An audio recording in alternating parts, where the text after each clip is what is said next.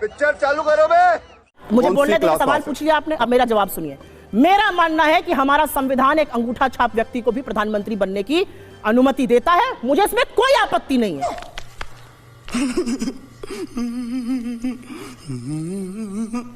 Absolutely मेरा अपना मानना है कि इस देश में डेवलपिंग इकोनॉमी है, कोई भी बन सकता है। आप अंगूठा छाप हो, आप छठा पास हो, आप 10वां पास हो, आपकी डिग्री फर्जी हो, नकली हो, अगर प्रूफ नहीं हुआ आप बन सकते हैं प्रधानमंत्री।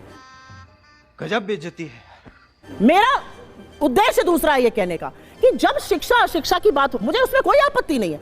प्रधानमंत्री 10वां पास हो या प्रधानमंत्री ने वाकई में एमए किया हो या उनकी स्नातक की डिग्री फर्जी हो, मुझे वाकई में कोई दिक्कत नहीं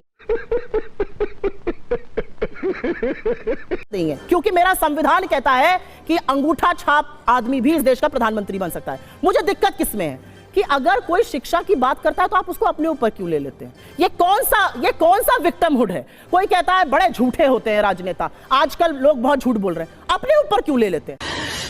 साले को बम से उड़ा दूंगा एक बार हाथ में आ जाए तो। कोई कहता है जुमलों की बारिश होने वाली है आज, आप अपने ऊपर, मैंने एक दिन लिख दिया जुमलों की बारिश होने वाली है, आप मोदी जी को ऐसा क्यों? मैंने तो मोदी जी का नाम ही नहीं लिया था, मैं तो किसी शर्मा जी की बात कर रही थी।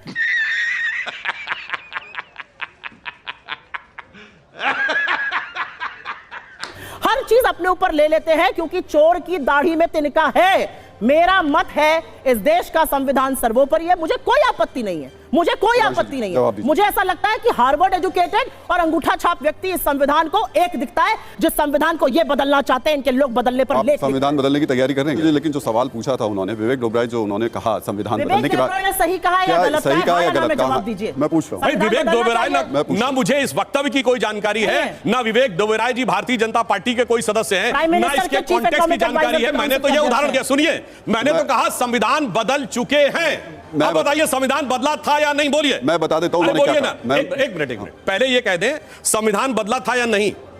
सारे ह्यूमन राइट समाप्त कर दिए थे नहीं? बोलिए हाँ या ना, बोलिए हाँ या ना। बदल चुके हैं पे बोलिए ना। किसी ने कहा, कोई कह रहे हैं, इस कॉन्टेक्स्ट को छोड़िए, जो हो चुका उस पर जवाब दीजिए। कोई नहीं है, महत्वपूर्ण व्यक्ति है, उसको कन्नी से काटते हो।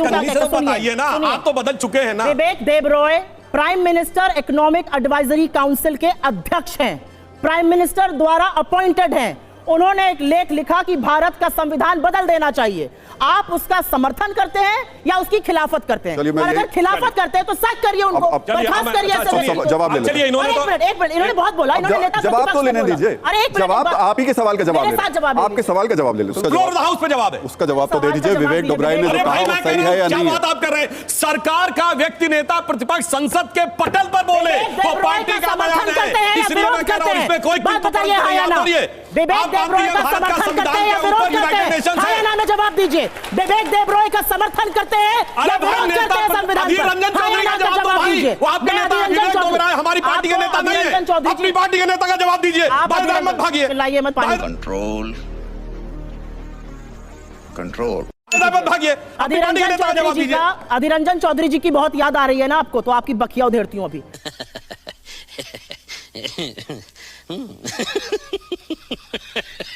अधीर रंजन चौधरी पर्सनल क्या हो जाती है भाई? अरे आपकी बात ही क्या बात जवाब दे रही हूँ। अधीर रंजन चौधरी पहले जवाब दीजिए, 370 पर उनका बयान सही था या नहीं? बोलिए हाँ या ना। आप पार्टी के प्रवक्ता हैं, बोल चुके। चलिए जवाब ले लेते हैं। अधीर रंजन चौधरी जी नेता प्रतिपक्ष हैं।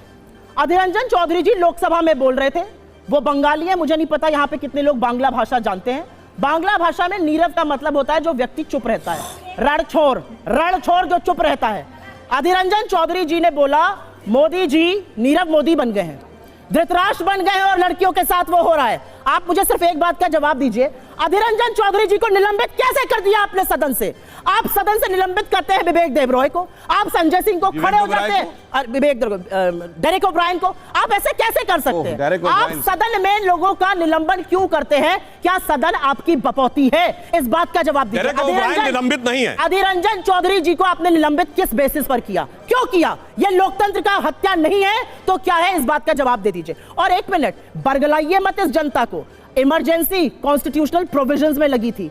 इमरजेंसी आपकी तरह अघोषित इमरजेंसी नहीं थी और हत्याएं नहीं हो रही थी ट्रेन में।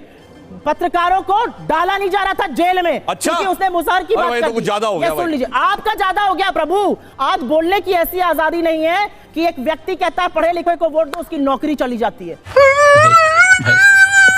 उत्तेजना कहीं और दिखाइएगा। ये उत्तेजना मणिपुर की नग्न लड़कियों को देखकर दिखानी चाहिए थी, शर्म आनी चाहिए। फैक्ट्स चेक कर देता हूं मैं आपको। आप जब इमरजेंसी की जो बात कर रही हैं, उस समय पत्रकारों को जेल में डाला गया था। अरे मैं कह रही हूं, उस समय अखबारों की लाइट्स काटी गई थी।